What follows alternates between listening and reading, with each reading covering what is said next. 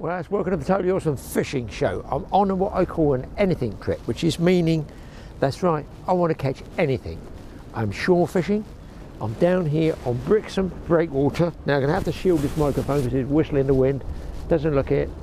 But there's the harbour all across me. Right down the end of the pier, there's another gentleman fishing down there. You can see him right down the end of the pier. Harbour's all in here. If I turn right round, I get wind in the mic, but I'll show you there's some guys fishing just down here. They're all float fishing down there. If you want bait and tackle, you've got bait and tackle over there, bricks and bait and tackle. Get your worms and other bits and pieces over there, so real easy access. And right up here at the base of the pier, there is indeed a car park. So this is one we call convenience fishing. What I'm going to be doing is throwing out a couple of rods for, who knows, bullhuss, dogfish, outside chance for Congo, I reckon, because it's daylight. It's 10:30 in the morning. I've already fed the machine, the car park machine, the wrong money. I forgot by 50p, so it's penalised me and only give me 4 hours for £5 something or other. So I've got to go up at 2 o'clock and feed it again, keep feeding it, you know. Love these things, especially in the winter when there's nobody here. Got to love councils, haven't you? So I'm going to try float fishing maybe on the inside, but it's going to drag. Also the ebb tide is going to come along here, they tell me. I go up around the end there, so I might move down the end. But they told me come about 1/2 to 3/4 of the way along the pier. Now I am actually probably halfway along the pier. You may just be able to make the lighthouse there in the distance. And I'm going to be throwing out a head of mackerel, and then I'm going to be using a fresh caught head of a squid. So I've got my cool box and I'm really pleased with that. That's working really well because it's been a day since I've opened that, and the mackerel and the squid are still frozen. There's a squid head, and I caught this one off the shore. I've elasticated it on. I've got just a straight running ledger. I know I'm going to lose gear, and I've got Usain on there. That's right, Mr. Bolt. Running ledger, stopped by another lead. Not bother about those tag ends because I'm fairly sure I'm going to get snagged at some stage or other. And I'm just going to do a heave ho, throw it out. Wind's blowing that way, so I've got a heavier lead on this blue rod here. I'll run through the rods and reels in a minute, and I'm going to cast this because I figure it's going to drag that way. I've no idea if this bolt is even going to hold here. So lock it up and just whale it out there. They said all you need, tell you what, the bolt casts farther than lead. It's a good old throw out there, and then you probably won't get it back. Very, very deep on the outside. Look at me dropping it down there. It's still not hit the bottom. Still not hit the bottom. Just down now. I think they said it's 20 feet there. So a good size depth there. It's a very famous pier, this one, for night fishing. Certainly 40 years ago it was a place to come. I never did, but it was the place to come. I just back the drag off there, set the rod down, and then rig up my float rod. I'm just going to be using my Avon rod. I've got two here, and an Avon reel, which has got like £5–6 line on it, so I'm figuring if I can catch a 20-pound carp on £5 line, I'm sure I might get a mackerel or a garfish or whatever else is supposed to come along this pier. And I'm just using, I'm going to keep that one for lure fishing. This one is a 2500M of dubious vintage. Caught me loads of fish, and I'm going to be using a float on that I'll show you in a second. Now on the Avon rod, I'm rigged up now, hopefully you'll be able to see that. Right up the top, you can use a stop knot. This is a sliding float, look there. It says on it, C-Tech 23 grams. That is a sliding float, slides up and down. It's a sort of bendy thing. Obviously if I cast it out, it just keeps sliding and sliding and sliding up the line, so I've got it stopped there with a split shot, just here.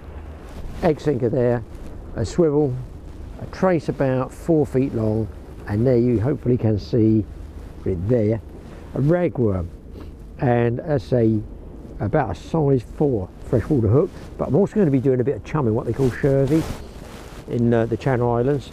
I'm going to try on the inside, this is where they say go. Just going to throw down here, just off the edge of this kelp. The wind, I assume, is going to drag it all the way down there, and the tide's ebbing that way as well. I've got my 2 dogfish rods, bullhuss rods or whatever, thrown out off the pier there. I think it's all the fish themselves, and I'm just going to see how fast this one drifts down, but I just feel, it's all the rubbish coming down here, just feel that I'm going to need some ground bait, and I'm going to mix some of that up as well. It looks like a convenient place to jam my rod there,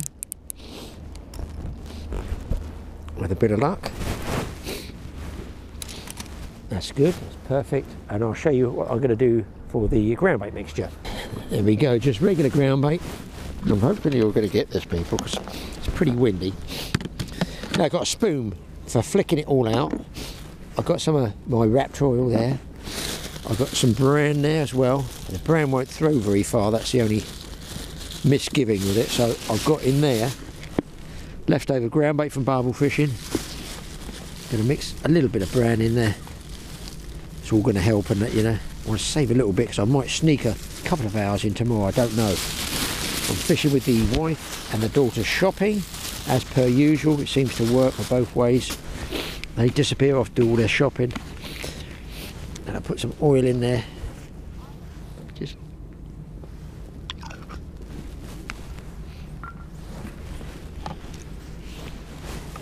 now, as well as that, I'm going to cut up some bits and bobs. It all helps. Hope you can see this. Got some old sprats I've used pike fishing left over. It's all going to help. It's tipping down with rain over there, but although I appear to be Mr. Stupid most of the time, I've bought myself a coarse fishing umbrella with me so I don't get caught out. I hope I don't get caught out.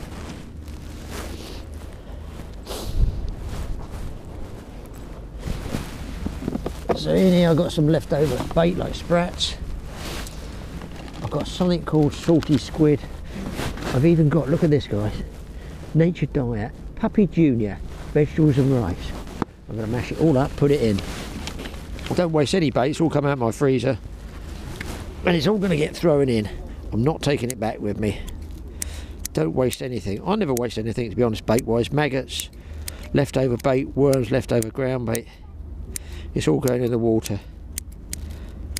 You can see I chop all these bits of sprats up. They're too soft for fishing for pike anyway now. Take my litter home with me. Watch that doesn't blow away.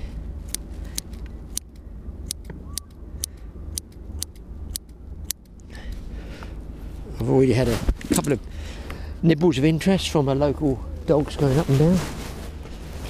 Wait till I open the old dog food. This is going to be like Battersea Dog's Home. Don't you love these things? No wonder Mike gave me these. Forget it, forget it. I've got a special opener.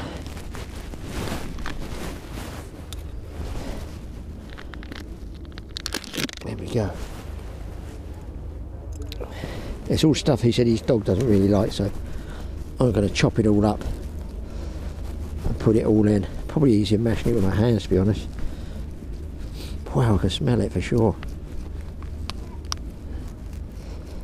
You can do this with anything. It doesn't have to be dog food. Don't go out and buy it. But I mean, you can use bits of bacon fat, sausages, leftover breakfast, cornflakes, rice. They tell me is very good. And of course, you want the carrots in there as well. Don't leave home without carrots. Look, probably blank. Oh, I'm enjoying myself. So this is the way they do it in the Channel Islands. They use a wooden ladle. They use a big long-handled ladle so they can flick it out. And I figure that's a good idea. All I got is my paint stirring spoon. But you could just pack a little bit into the side, give it a bit of a squeeze. Do it by hand if you want. Look, just flick it out there. You can even make a ball of it like that if you want it more accurate. Just flick it out, get a little bit more out there. It doesn't matter if it goes in the side here because there's going to be fish coming really close, and I fully intend just fishing the other side of those kelp bed fronds. I'm going to try on the bottom as well. Let's just get that out there. Who knows what's going to come around. It's one of those days, I say, it's called an anything day. I can see a dog coming along putting his head in there, definitely. See if we can film it. So I was going to tell you what rods I'm using here. The gentleman's got snagged down there, I think, a couple of times. Yeah, he's been losing gear. I figure it's a losing gear day. Okay, this one, these are casting rods. These are. I don't know if you tackle people, you love them. Rod class, it says 40 to 55 pounds. Casting weight, 120 grams. This one is 8 feet 10 long, which is 2.70. These are chunky popper rods, if that makes sense, for fishing big lures for big fish. So they're powerful. This is the first time I've used them bottom fishing, but I figure they're that powerful. It's called a Stick Special S120 by Nomura for pencil, stick pencil it's called, and then absolute gobbledygook in Japanese, I assume. Nice rings on it. I've used it lure fishing, and I've had some sea fish on it, but it's the first time I've used it bottom fishing. You see I've still got the wrapping on it, but it's also for fighting fish. It's got the cross gimbal here, so you can put it into a butt pad, so that tells you, and a high handle, what type of pressure you can put on these. So that's one, and on that I've got a Nomura, let's have a look, 4500, boy that wind is whistling, SW Aichi 4500, and I've got some silk, Sidewinder's silk braid on there. I guess it's £40, something like that, and that's gone straight through, no shock lead, obviously a £40 braid. I'm only lobbing it off the pier. They're a little bit short, but that's the way it is. I'm trying them, it's all the tryout days and anything day. The other rod here, and the World Class 50 to, wow, look at it, 50 to 70 pounds, casting weight 150 grams. This blue one is actually casting bigger weights than that one, and this is, it feels a bit shorter. Popping Special SW150, that one. Just says popping, gobbledygook, but trust me, it's very, very good for casting big objects, for yellowfin, tuna, jack crevalles. You can use it pollock. I've had taupe and stuff. You can use loads of sea fish. There's not much in the UK waters you can't catch on these two rods. Nice quality rods. Not selling them. We're not selling them. It's just ones I've been using. You probably haven't seen these much in the films. But I'm going to give it a run out today with the potential of bullhuss and maybe small congers in tow. Now I've just wound this one in, boys, and to me that looks like that ragworm's been nipped off. I wonder if that brought some fishing because I threw that ground bait out.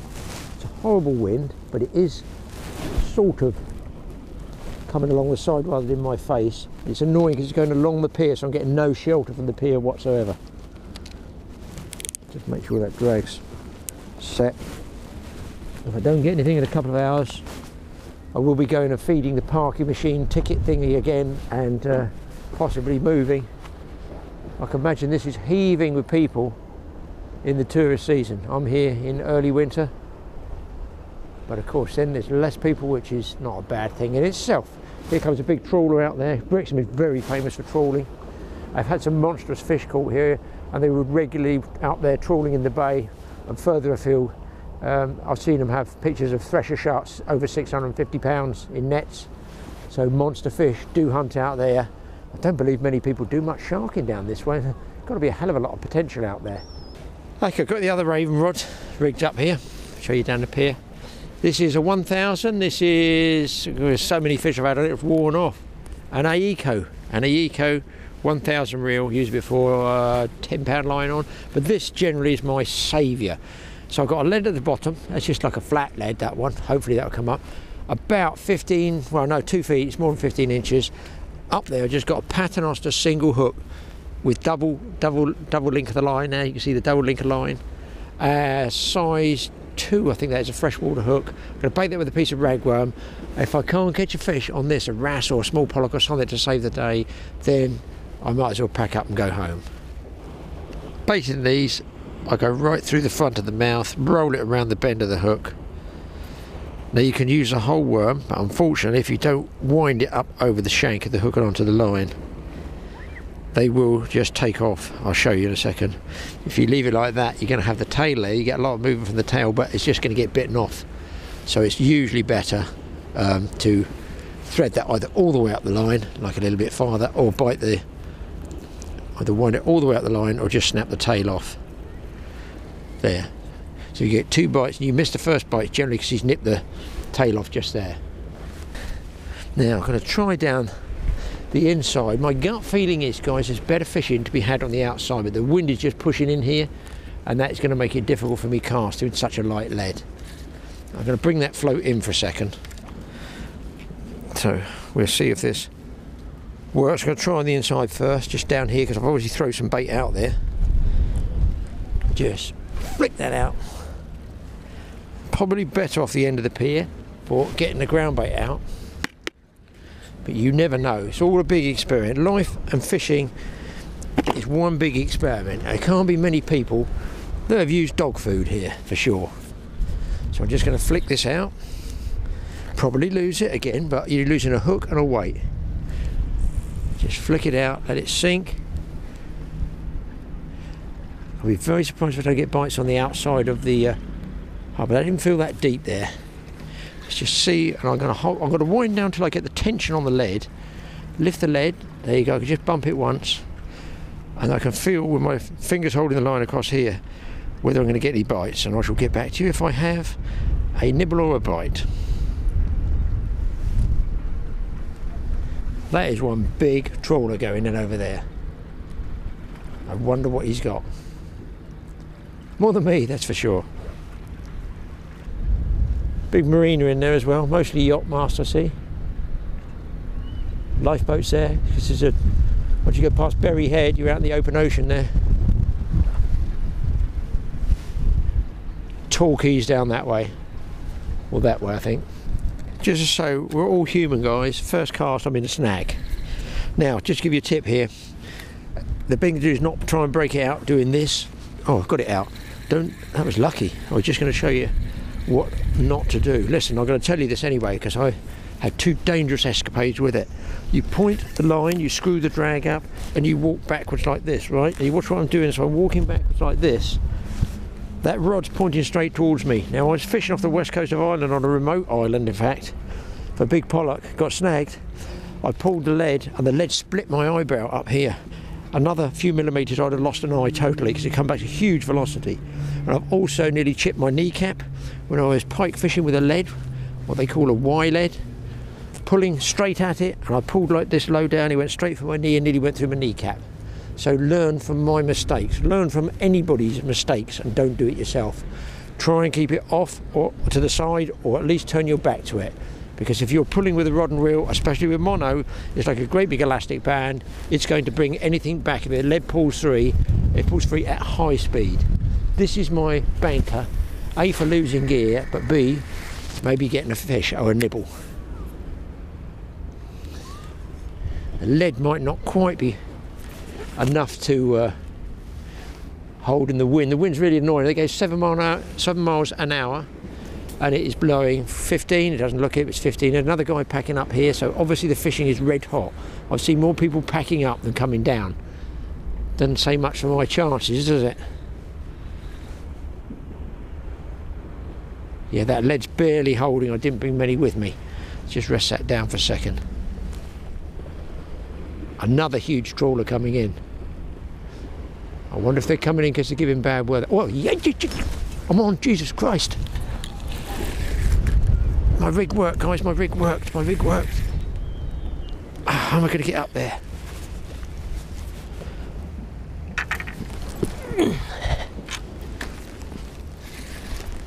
Try and get it from a high angle here. Hopefully you guys are getting this. Got to be a wrasse. Oh, I just had a feeling that I'd get a fish this side.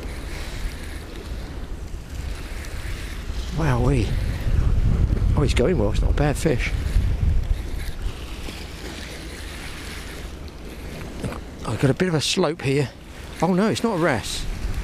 What is that? Oh, wackadoo, what a result! What a result! What a result! I can't even lift it. Oh yes, please, a nice pollock.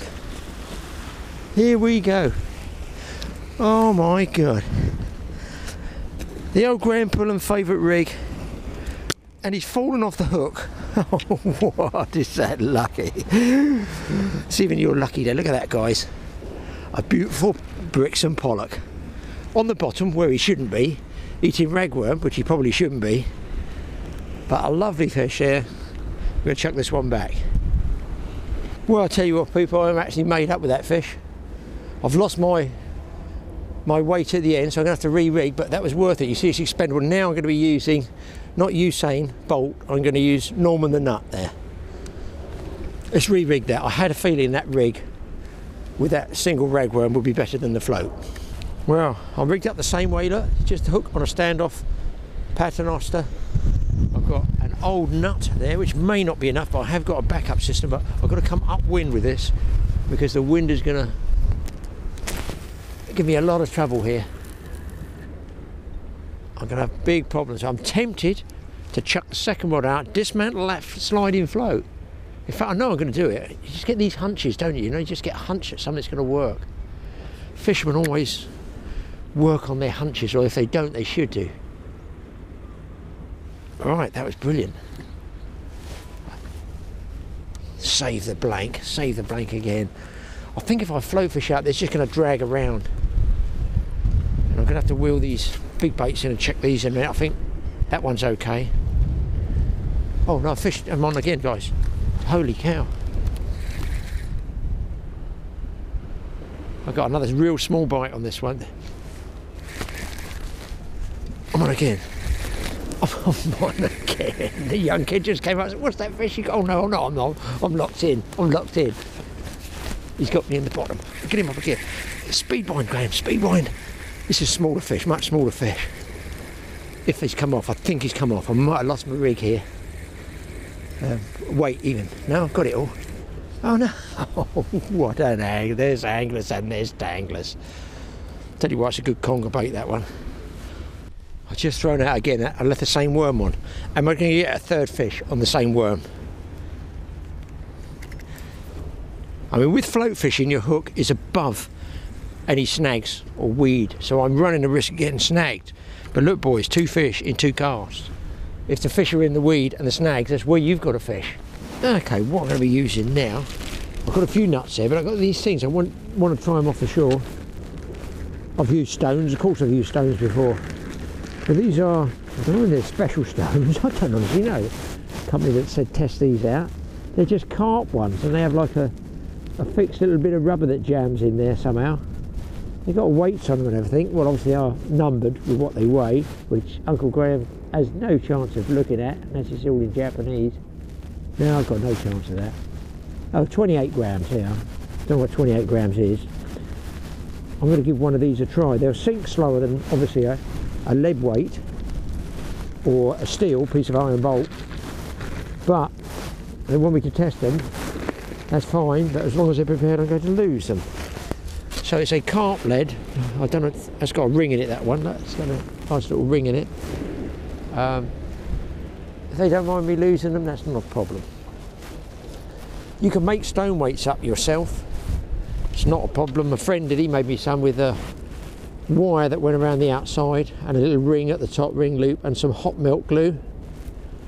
And I really need to, I think I might put this on that right there, guys. It's a little bit heavier. I'm all excited to get a bait in the water again now. So just that one fish, that decent pollock. Yeah, this is as rough as anything. I can feel that, so it's definitely snaggy out there, and that's presumably why the fish are there.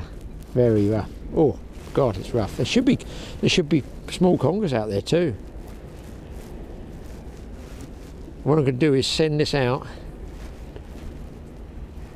I'm going to send this one out there, and then I'm going to check on my other mackerel head there, and I'm going to put that small pollock out there, because that's predominantly what the congers and stuff will be eating. I'm going to try this one with a piece of that squid tentacle, because pollock like a sort of long bait. So I'm going to thread this around there, and it's very, very tough. Wow, that wind is like 20 knots now. I'm going to bend it right around. It's so tough. Still got the ink in it, this one.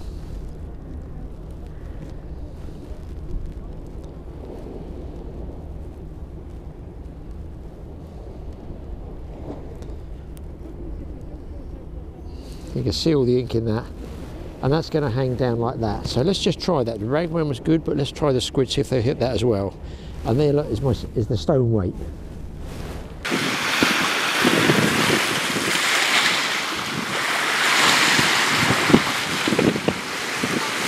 And I'm not getting the same amount of bites on that squid spit for sure.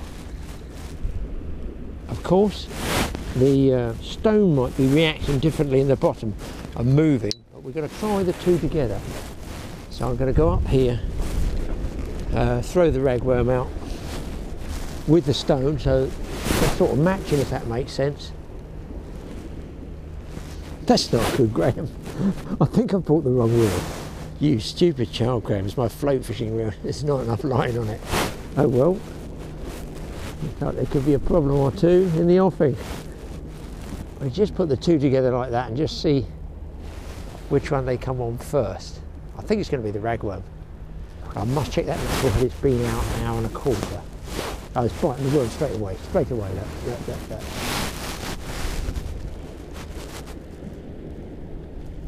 Small fish, but it's straight onto that worm.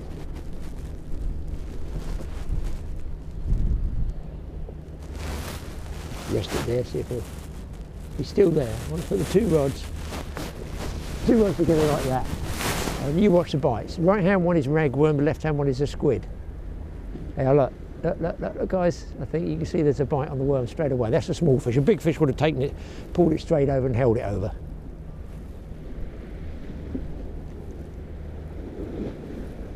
They definitely seem to like the ragworm. Although there is tap, look, on the left hand one on the squid.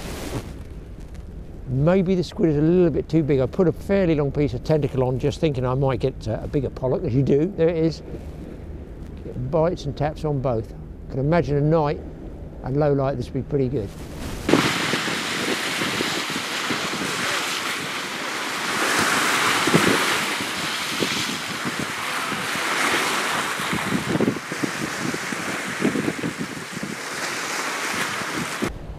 Right, I'm going to use this small bait here. This pollock, can heave that one out. See what we can get. And this one should be tough. In fact, I won't throw it quite so far.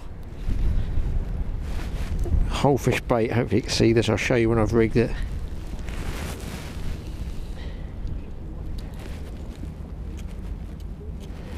I put that little split in the back there, so when you pull the line down, it raises that hook proud like that. Yes, you will snag up occasionally, but on the other hand, if that's what you want to catch fish, that's what you've got. And I've got a lead there, standoff loop. I've got it on this time. I should put it on a weak link, but I can't be bothered, to be honest. So I'm fairly sure I'm going to lose everything today anyway. What I will do is, looking at that hanging like that, I want to cast it and get a little bit farther distance, is to bind that tail down with elasticated thread so it's straight. You know, it's even better. What they do with sand eels is cut the tail off, and that prevents it spinning. I'll just wind that on if I can. So slippery where it's fresh, it's unbelievable. I'm going to get a bit of a bite on it first, so I do want it straight.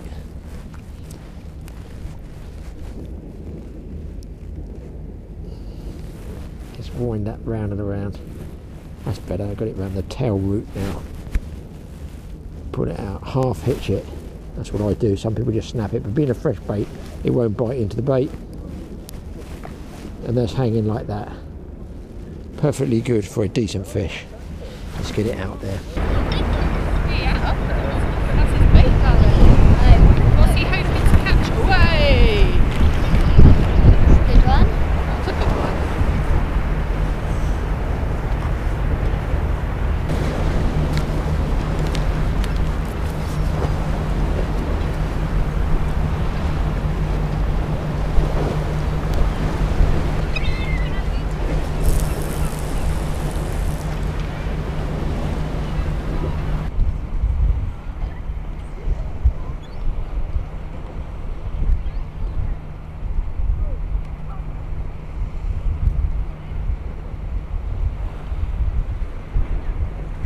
Well guys, finally got a result of a nice big wrasse, if I can get it up with a bit of luck.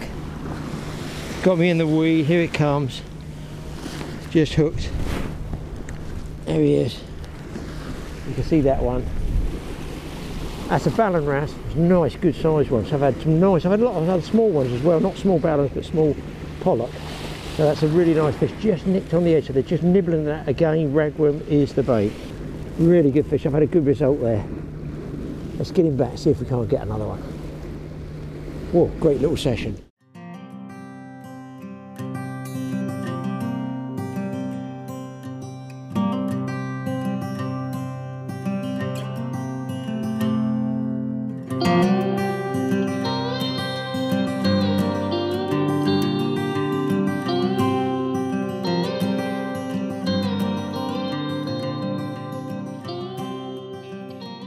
Gentleman just came up. Supporters of the awesome army. Awesome. They want to know how to catch fish. Yes. I told them it's easy. 1 hook and 2 fish. Yeah. That's ridiculous. You can't say there's not fish down here. I can't tell you. I've done it in the boat. I'm not even sure I've done that before off a pier. Really? I don't think so. Not 2 on 1 hook. Bizarre, isn't it? It's a lot of fish. And a little one as well there. There's bait. The seagulls. We feed everything on the Totally Awesome Fishing Show. I know you do. Well, Paul said you were the man, and you are the man. Yeah, two at once. 2 at once. Catch some gill. As we say, there's a nut at one end and a nut at the other. That's what you said. Guys, it's fish after fish now. I don't know, it's the state of the tide. Small pollock, small wrasse after that big wrasse. It seems this paternoster single rag, look at this. Look, this is a small wrasse. I know it's a small wrasse. The last one was a decent big wrasse. But when you're getting bites like this all the time and you're wheeling fish up the bank, there's, what else is there? What's not to like? Back he goes. Can't even use that worm again, but that's the rig. That is the rig. Let's get that stripped off. I don't like leaving bits of worm too far up there. I like even there because they might bite that and give me a false bite. So I need another fresh piece. I'm sure I haven't bought enough worms. That's for sure. But hey ho, nothing on those big baits. Thank goodness I brought my light rod with me because I'm having a ball here, just fishing off the pier like everybody else, other guys down the end, and getting fishing. That's what it's all about. A bit of action. A little bit undergunned with this Avon rod, but I have got the oh, I get too old for all this jumping business. Let's get another worm out there. And the big baits, I'm really amazed. With all these small fish out there, people, I really thought there'd be some big predators around. Maybe it's a nighttime thing. So now what I'm doing, skimping down on the bait a bit. I'm using half a ragworm there. Just half. And I'm a little bit deeper, so here's the lead. Oh! People. That's a mackerel head. So let's just hit it like this. Just like that. Not a big fish. I think small fish have found it nibbling at it. Wow. Maybe we'll get lucky. And it seems giving it a good 20, 30 yards out there. Bosh. And then holding it, 100% holding the rod. Let it sink down. So it's deep here. God, can you imagine having a pier up my way like this with all these fish on it? It would be hammered. It would be heaven, but it would be hammered with people. Then this is probably, well, I'm straight on with that. That's just hit the bottom. This is as I'm talking to you now. There it is again. I will say one thing, this Avon rod, it certainly gives me the bite indication. I know there's a fish there. There he is. Oh, he's off. A little bit too keen on that one. That's rough out at sea though. Round that berry head round the corner, a whole different ball game. Feel like I've lost my lead.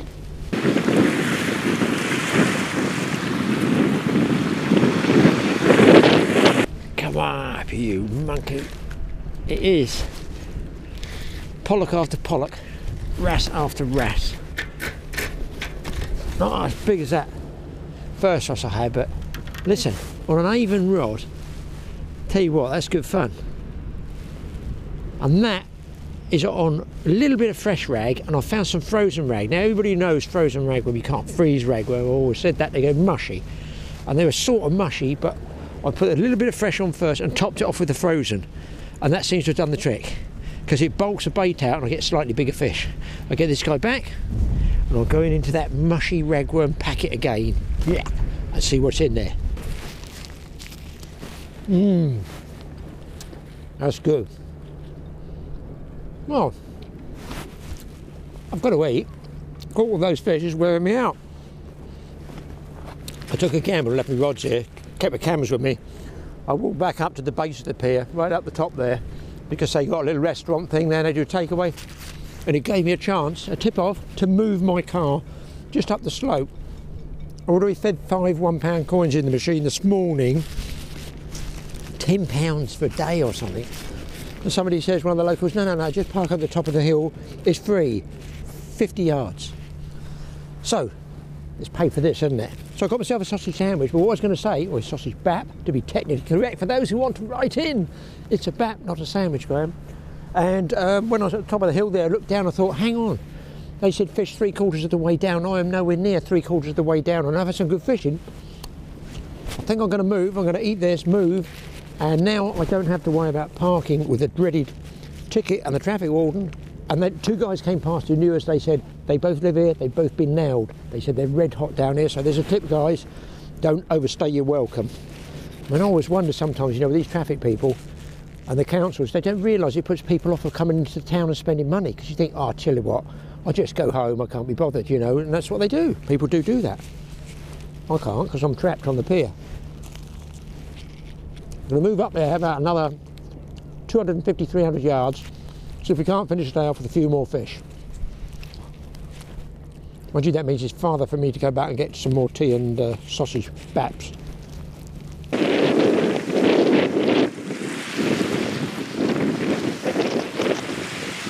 Well, people, still no bites on the big baits down here, which I've got out there. I'm well down the pier now, or the breakwater.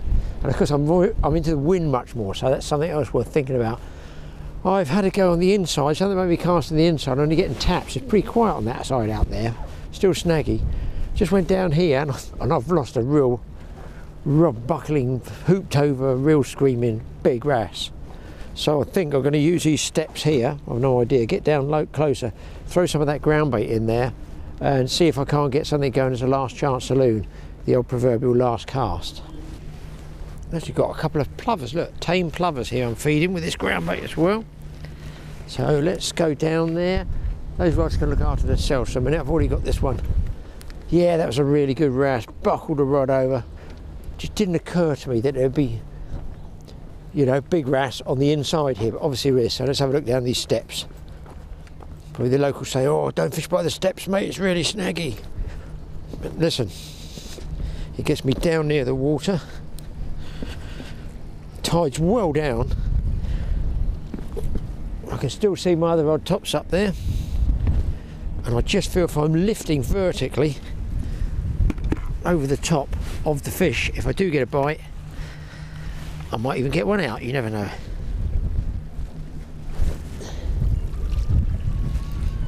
My trusty wooden spoon, chucking all my shervy, as they say. Probably get a few seagulls coming around now. And I'm going to freeze this stuff. If I don't use it all, here come the seagulls. Not stupid, they can smell that raptor oil in there. Just let that sink. And see what comes round. There it is, lovely stuff. Some of it even goes over me. We're going to get back to that B&B and it's going to hustle. Right, a stone. It's going to take a while to sink down. In front of that piece of weed. Just let it drop down. I mean, the lead is better because it's more tight. I can get tight to it, if that makes sense. I'm just going to hold it here. People, if you come down, youngsters, do not walk on this weed here. I mean, not just here, obviously not here, anywhere. From about there upwards is okay. Anywhere it's black, especially black, is dangerous. Or if it's raining, it's been dangerous, it's slippery. Don't go over these rocks. I'm not going over the rocks, I'm only down here because it's flat. Well, boys, the ground bait seems to have done its stuff. Get this one out. And I've got, yeah, another little baby pollock. So they're attracted by the ground bait, which is obviously of no surprise. And he's absolutely mullered it down. Let's get it out a bit farther. And it will sink a bit deeper. Look at this rare plover bird down there below me. All the crumbs. Right, I'll follow that one up. Yucky, yucky, yucky. Right, my rod's going to be covered. Try a little bit farther out. Getting pulls immediately on. That's the benefit of that stone, is I can just roll it towards me.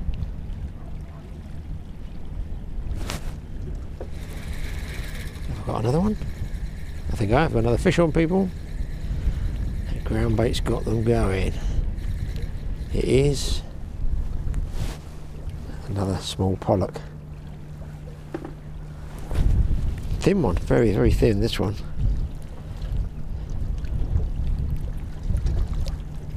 I tell a lie, people, that I've been to get another worm.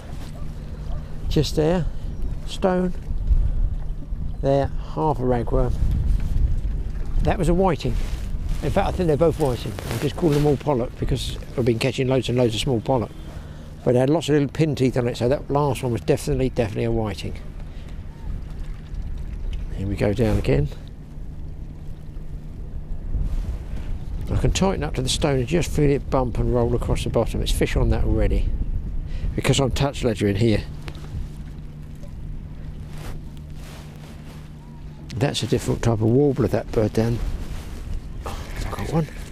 Oh, yes, there's no stopping the man now. I bet it's a whiting again. Let's just check that one out. They've got little pin teeth. I'm calling them all pollock, they're not, they're whiting. The one's on the other side, there's his teeth. All his little teeth in there, so very, very small whiting. A sign that the cod are not far away. Rain's coming in now, wind's picking up. Missing the bites. Fraction of a worm left on there. Oh no, I'm going to get wet. Big storm coming that way, guys. I think I've got him this time. Yes, yes, yes. There we go. Another small whiting. Very soon I shall have had enough of whiting. And rain.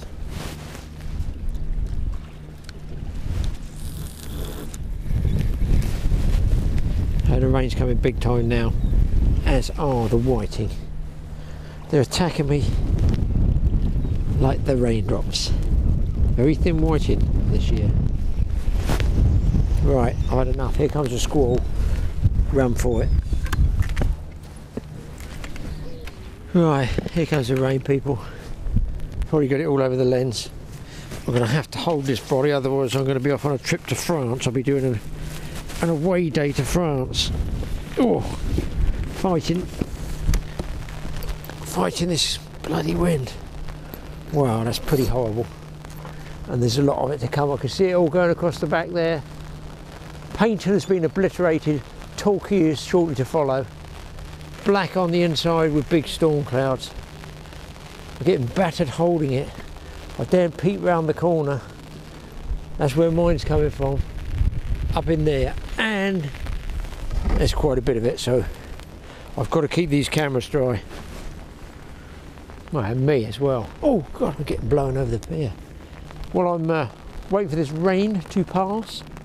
I'm standing here like a lemon on the end of the pier. Obviously, I'm the only person on the pier. God, no surprise there, is there? Totally awesome. I'm toughing it out, and the last one's again fishing. Everybody else has gone home, but I'm still catching, you know, this hey-ho, I'm still catching fish. I'm trying to keep all the cameras dry there, but what I was going to say is, people, while we're talking, let's do a sales pitch. You've seen these sweatshirts, and Mike is doing these. I don't do them, Mike does them all. TA Essential. But I tell you what is really good. Yes, there's not often you see an old age pensioner in a hoodie. No, I'm not going to rob the bank, but I'll tell you what, they are so good. I mean, they might look a bit weird on an oldie like me, but these hoodies are absolutely brilliant. I'm not just saying buy one of ours. I suppose I am really, aren't I? He's my son. Yeah, if you want to buy one, buy one. If you don't. It won't keep me awake at night. But I'm just saying, hoodies are really good. They keep the heat on top of your head, around your neck, around your ears in the winter, which we're coming into now. I think they're absolutely excellent. Yes, they look a bit, you know, streetwise. I'm pier-wise. Graeme is pier-wise. And I'm just saying, you know, that they are very good. And don't forget, you lose something like, is it 10% of body heat out the top of your head? Somebody on the keyboard side of the Warriors will know whatever that percentage is. It might be 20%, but I think it is something like 10 or 15% of body heat loss at the top of your head. I have got a big woolly thing there that I put on my head, which doubtless has been in other films. It's very good, but a hoodie just goes up and The only thing I don't like is, I'll be honest, is walking in town, because I sort of don't know, I feel a bit wary somebody's coming up behind me. So my age, obviously I'm going a bit Mutt and Jeff. Mutt and Jeff, for those in America, is Cockney rhyming slang for deaf. So when they say, got a bit Mutt and Jeff, mate, that means going deaf. So with a hoodie as well, can't hear too much. And I don't like it if you're going to step out on a pedestrian crossing. But listen, I think there's one or two people still walking around here. It's going to be wet for about 10 or 15 minutes, and then hopefully I can keep on fishing. I've had, goodness me, well, I've actually hooked the pier now. I've had about 30, 35 fish, I suppose. The majority of which on this stone and a single hook paternoster ragworm there.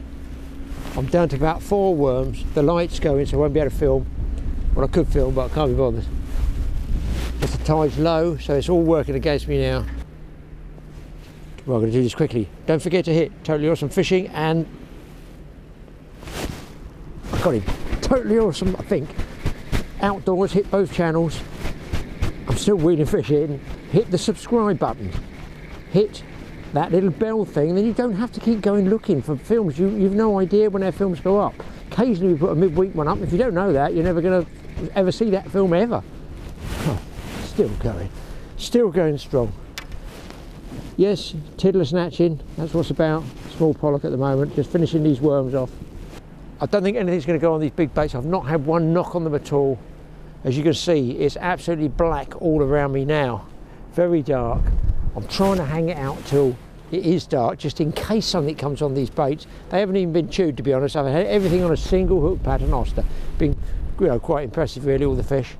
We'll see you again somewhere on the sea, the river, the boat, the beach, who knows what it'll be. But trust me, if there's water involved, other than the bathroom, I will have a fishing rod. See you then.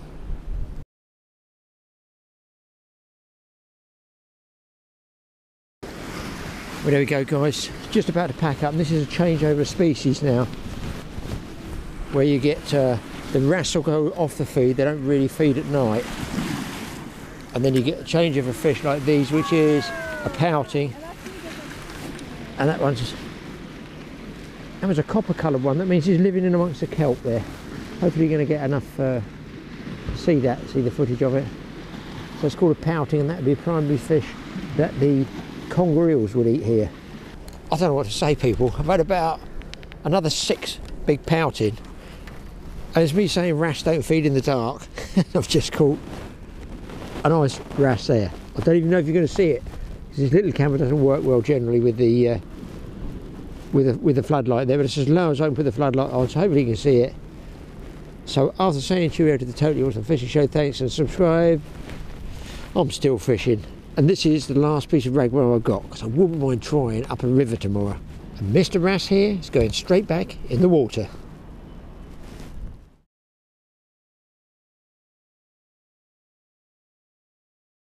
Well, on the way home, boys, stopped on the River Dart in Dartmouth. I tried float fishing, nothing at all, but couldn't really resist. We had 1 hour on the ticket, and looks like on a spinner I've run out of line on my reel here. I'm on 4-pound bottom, so I've got to be careful. And I've got, oh yeah, I've saved the blank.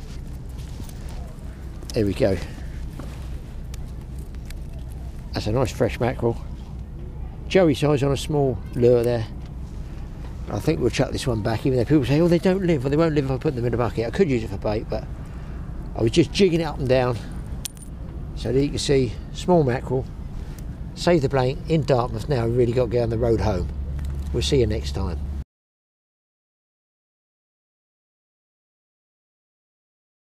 Right, guys, I couldn't come all the way down here to deepest Devon without dropping into see Kiddie Wholesale. Sam is here to show me if there's anything new on the market, and then I'm going to go downstairs, talk to Paul and the packing people down there, and let them show you around some of the stock they've got down there, in case there's some little tiny little bits that they can tell you to use, especially you beginners out there. We know there's loads of them that follow us that you want to see, maybe clips, maybe links, maybe leads. You don't know what they do, you don't know what they're for.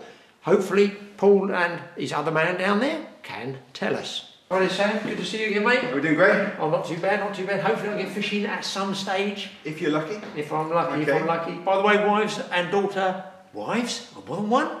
Can't afford more than one. Lucky guy. Wife and daughter down in Torquay. They're doing the shopping. And I might be doing some shopping up here. Seeing what you got down here, Sam. Right, so Graeme, a couple of new things we've got this year, okay? There's a chap called Grant Woodgate, who I believe you know. He's developed these Samson lures, okay? These Samson top water lures, okay?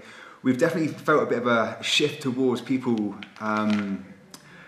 fishing from shore, casting into the surf, you know, when the conditions are a bit rougher, okay? Normally most of the bass guys around here like it nice and calm, or, you know, the estuaries, but these have been designed to go in the surf, okay, and over rocky ground.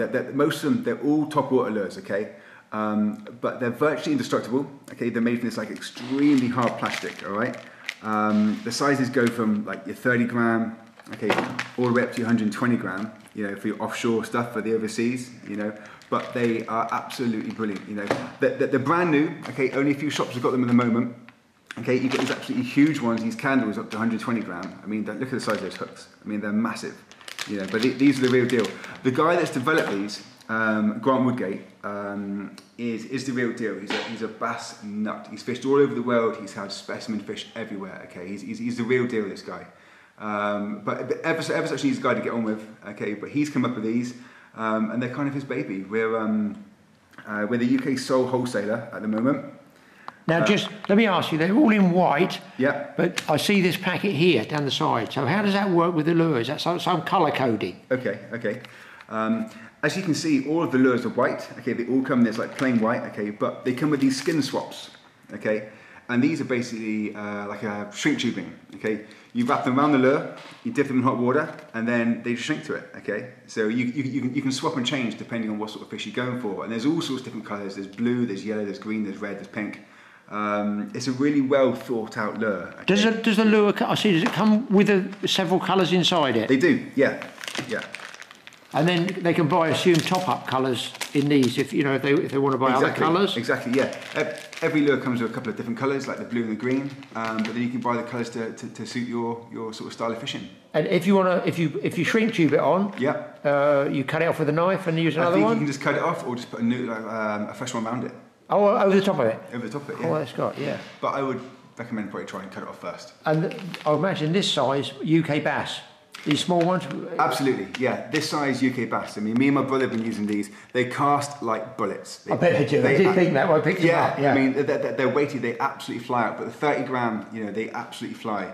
And they just feel nice. You know, there's something, you know when you pick up a new lure and you just reel it in, you feel the way it's moving, it just feels nice. Feels good on the rod top. Feels good on the rod, yeah. Exactly, you know, but Grant's fished all over the world. He spends a lot of time in Portugal, okay, in pretty precarious positions. I think he'll even admit it himself. You know, you see some of his YouTube videos.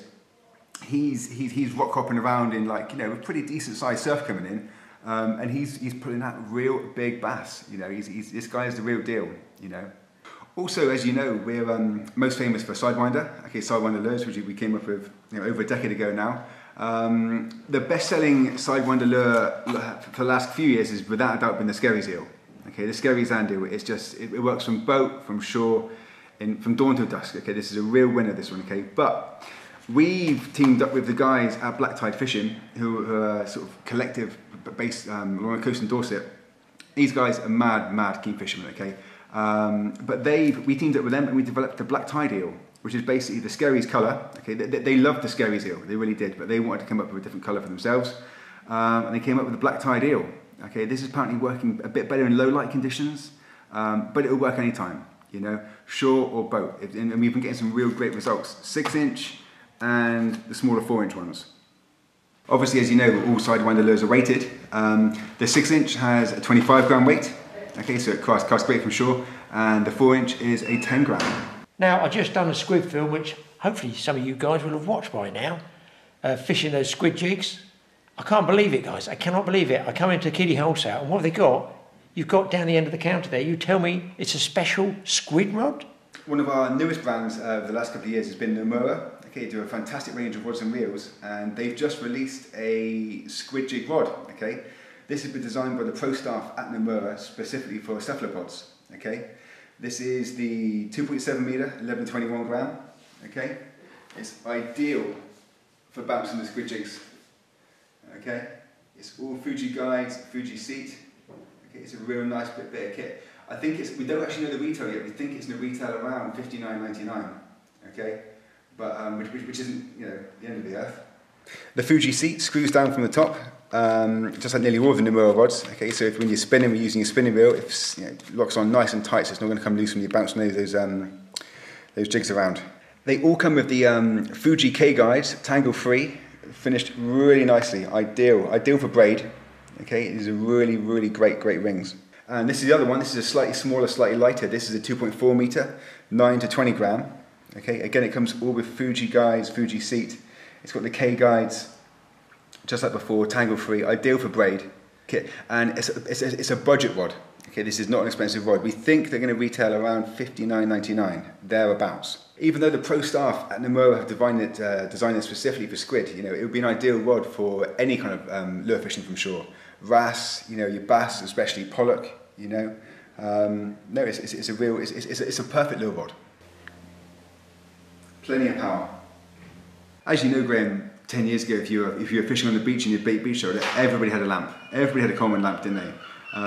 But as the LEDs became much better, okay, and more widely available, the headlamps, we definitely saw a decline in the Pressure lamps, I suppose you call them. Do you pressure lamps? The pump up ones? Tilly torches. Yes. Yeah, Tilly lamps. We definitely saw a decline in Tilly lamp sales to the point where they sort of dropped off a cliff, okay, which is when these things took over. Basically just an LED headlamp, okay? Small, cheap, economical, okay? This is one of our own ones, just a CTEK brand, a very basic sort of entry level one, okay? It's got 10 LEDs, it's really bright, okay? And it doesn't weigh anything. It takes 3 AAA batteries. This retails at $9.99, okay? So it's ideal. It's what I use, okay? It's absolutely ideal for me, all right? You can see what you're doing. But then, the other end of the spectrum, you've got something like this, which is an LED Lensa XEO19R, okay? This is the real deal. This is for your TAOUTDOORS. It looks like a futuristic robot, but this has 2,000 lumens, okay? It has a 300 meter visibility, okay? So up to 300 meters you can sort of like pinpoint stuff. And the retail on this is £274.99p. Yeah. Wow. So you've got, yeah, £274 and you're £10. Yeah. And that's rechargeable batteries on this on the big one. This is rechargeable, yeah. This is belts and braces. It's the real deal. You know. And runtime on that one is fully charged. 20 hours. Wow. 20-hour runtime, which is ample for a night fish. You know. And then obviously here is for focal adjustment or something. The 2 levers either side. Yeah, one's for focal adjustment, and I'm not too sure what the other one's for. These are our newish CTEK EVA floats, virtually indestructible. We picked these up a few years ago. They come in all different shapes and sizes. There's 4-inch, there's the 4-inch ones, pencils. We've got the slightly bigger ones. Okay, they'd be ideal for your mackerel, your garfish. You even use these for piking. We've got these real big ones. These ones for sharking. Okay, these are like your live bait floats. Again, really bright, super buoyant. Okay, and virtually indestructible. We actually tried it out. You can stick a knife inside them, stick it in a bucket for a day, and it doesn't take on any water. I mean, they're virtually indestructible. Well, I've just come down into the main storeroom in the area where it all happens. Come to see Tom. Tom's going to give you beginners out there just a real basic quick run through the sort of terminal bits and pieces, the nuts and bolts that some of you guys shore fishing might want to look in your tackle shop for. Start off nice and simple. Beads. You always have a bead on the top of the float, so these will be sliding up and down your line. You have one of them, and then you'll have a float, any float really, depending on the conditions and where you're fishing, what you're fishing for. A general one is about a 1 ounce in casting weight. These will be sliding up and down the line, followed by another bead, again sliding up and down the line, and then the correct weight to go on the float. This one takes 1 ounce roughly, so that's 1 ounce. They've got the weight on the side, so if you go into the tackle shop, it's important to ask them for the right weight for the right float. Yeah. Yeah, all our CTEK floats have the correct weights for each float to cock them suitably. Okay. And then you tie swivel on. These are the size 6 barrels. You can use any size swivel, but we use a 6 or an 8. That's a nice size from the shore. And quite a lot in there. So how many come in a pack for those? 25 in each of our Sea-Tech packaging. So beginners, that's the best way to buy it, really. Just get a cheapish swivel. Yeah, cheap swivels, nothing too heavy. That's ideal for that sort of thing. Some people you can use a snap swivel, so you can swap the hook lengths over nice and quick. But so you'd have a hook, a trace, and then you'd have one of these. One of the swivels, either or, but we'll stick with the snap barrels. This one to that one. Is that what? No, I'll just stick with a barrel swivel. So I'll leave with that one.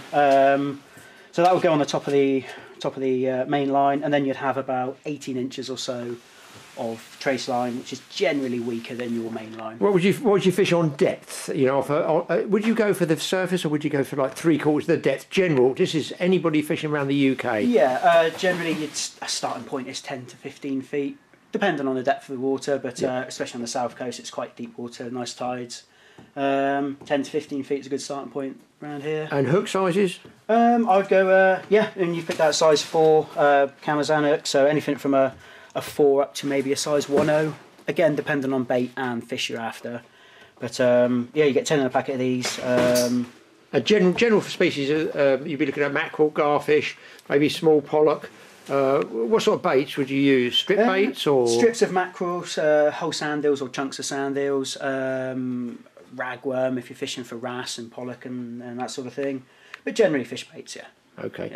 Yeah. For the guys who are beginners, they're fishing. They're not on a pier. They're on a beach.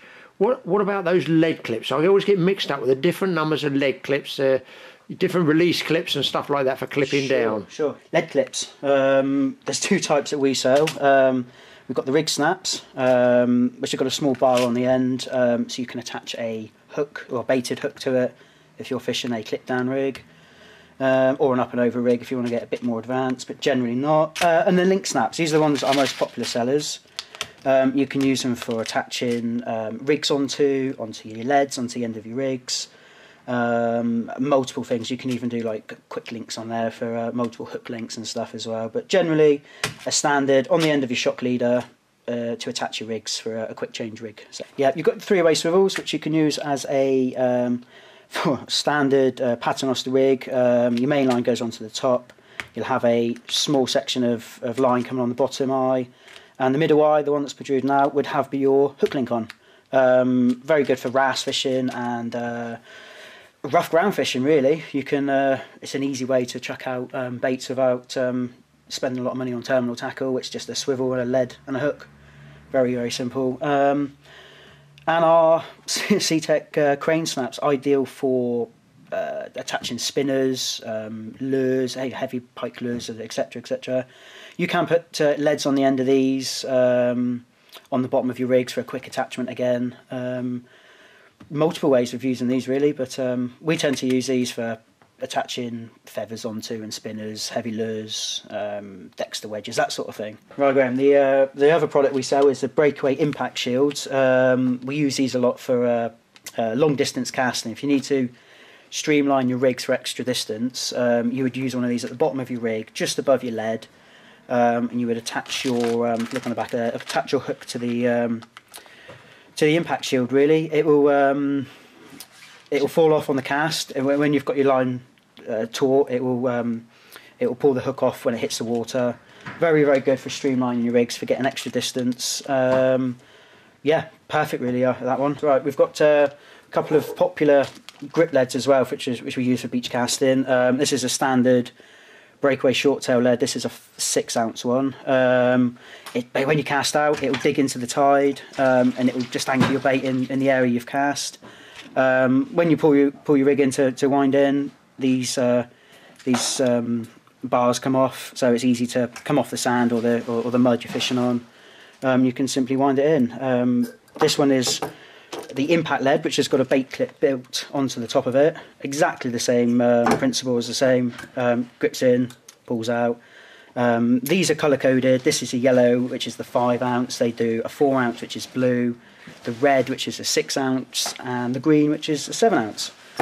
All come in the same, with a little bait clip on the top. So you hook your bait onto the top there. When it hits the water, that'll push up and the hook will come off the clip.